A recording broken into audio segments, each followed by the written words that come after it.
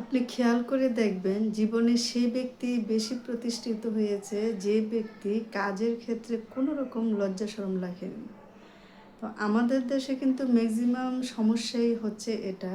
বিশেষ করে মিডল লেভেলের ফ্যামিলি যারা আছেন, তারা কিন্তু কাজের ক্ষেত্রে এই লজ্জা বিষয়টাকে গুরুত্ব দিয়ে নিজেরা অনেক কষ্টের মুখোমুখি হয়। এটাই কিন্তু বাস্তব। বিশেষ করে আমাদের দেশের যে স্টুডেন্ট আছে তারা কিন্তু এটার মধ্যে একদমই অনেক আপত্তি যে কাজ কিভাবে করবে বা যে কোনো কাজ কিভাবে করবে। কাজ তো না, যে কোনো কাজ করতে পারবে, আপনার ভালো ভালো কাজ দেন তারা করতে পারবে।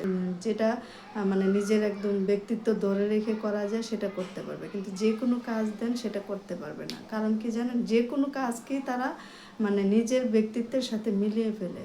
কখনো কখনো ছোট কাজ, কখনো কখনো বড় কাজ, এই দুইটা বিষয় ভাগ করে ফেলে। কাজের ক্ষেত্রে যখন একটা মানুষের এই ধারণাটা আসবে যে কোনো কাজ ছোট অথবা কোনো কাজ বড় নয়, তখনই তো মানুষের উন্নতি সম্ভব হবে।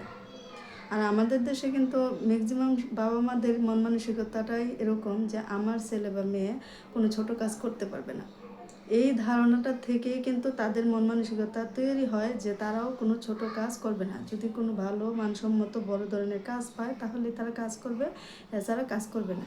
তো এই সমস্যাটার কারণে কিন্তু অনেকে অনেকভাবে অনেক কষ্ট করছেন। দেখেন যে পড়াশোনা করে শুধুমাত্র চাকরির পিছনে ছোটা কিন্তু খুবই সহজ, কিন্তু পড়াশোনা করা অবস্থায় নিজে যে কোনো পরিশ্রম করে, যে কোনো হালাল কাজ করে পরিশ্রম করে যদি কিছু টাকা ইনকাম করা যায়, সেক্ষেত্রে কিন্তু ক্ষতি নেই। কারণ আপনি কিন্তু সারাদিন না খেয়ে থাকলেও একটি ব্যক্তি হয়তোবা আপনাকে একবেলা দুবেলা খাওয়াবে, তিন বেলা খাওয়াবে, চার বেলা বা 2 দিন 3 দিন কিন্তু আপনাকে খাওয়াবে না।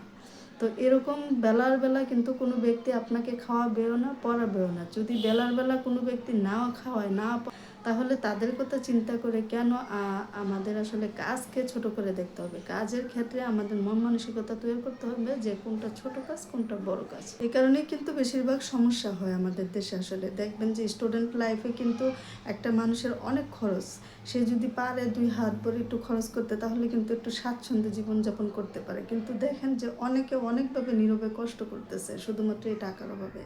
যে টাকা আপনাকে এত কিছু থেকে সেভ দেবে, সে টাকা ইনকাম করতে গেলে শুধুমাত্র হালাল কাজ হলেই সে কাজটা 2 হাত ভরে করবেন। কখনোই সেই কাজটা থেকে দূরে থাকবেন না, কখনোই যে সেই লোকগুলোর কথা ভেবে সে কাজটা থেকে পিছিয়ে থাকবেন না যে লোকগুলো আপনার পিছনে আপনার বিপদে একবারও এগিয়ে আসবে না, অথবা আপনাকে টাকা পয়সা দিয়ে সাহায্য সহযোগিতা করবেই না। আজকাল তো মানুষ সাহায্য সহযোগিতা করা থাক দূরের কথা, কাউকে কেউ কোনো টাকা পয়সা ধার দেনাও দিতে ভয় পায়। তাহলে এই সমাজে এসে, এই সময়ে এসে কিন্তু নিজে কাজ করে টাকা ইনকাম করার কোনো বিকল্প নেই। স্টুডেন্টদের সামনে কিন্তু অনেক কিছু থাকে, অনেক সোর্স থাকে যেটা করে তারা আসলে টাকা ইনকাম করতে পারে। কিন্তু সেই জায়গাটা থেকে আমরা আসলে বেশিরভাগ সময় বিমুখ, যার কারণে আমরা কাজকে ছোট এবং বড় করে দেখি। কাজকে ছোট এবং বড় করে দেখার কারণেই কিন্তু আমরা কাজের বিমুখ হয়ে যাই। যার কারণে আমাদের মনে বা আমাদের ব্যক্তিগতভাবে আমরা শান্তি ফিল করি না। আমরা কোনো জায়গায় 2 হাত ভরে খরচ করতে পারতেছি না ঠিকই, কিন্তু আমরা কিন্তু কাজও করতে চাই না।